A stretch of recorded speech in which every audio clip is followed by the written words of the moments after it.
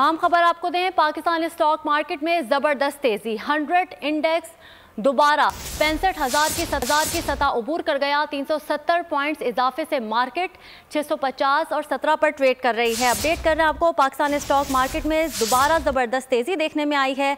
100 index 65,000 की सतह उबूर कर गया है। मजीद तफसीलात जानते हैं कफील अहमद से। कफील, बताइएगा, जबरदस्त तेजी देखने में आई है स्टॉक मार्केट में।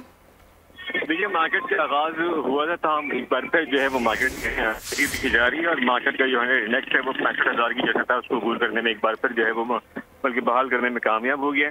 और इस वक्त अगर हम बात करें 65,000 जो है वो 100 के लेवल पर मार्केट जो है वो ट्रेड कर रही है।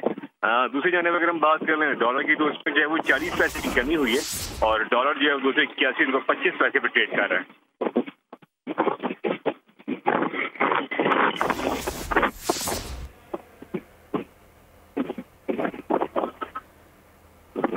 कफील, आपकी आवाज़ हमें आ नहीं रही है ठीक से। पाकिस्तान स्टॉक मार्केट में ज़बरदस्त तेज़ी देखने में आई है। 100 इंडेक्स दोबारा 65,000 की सतह उबूर कर गया है। 370 पॉइंट्स इजाफे से मार्केट 65,017 पर ट्रेड कर रही है। सब्सक्राइब करें और बेल दबाएं ताकि कोई खबर रह न जाए।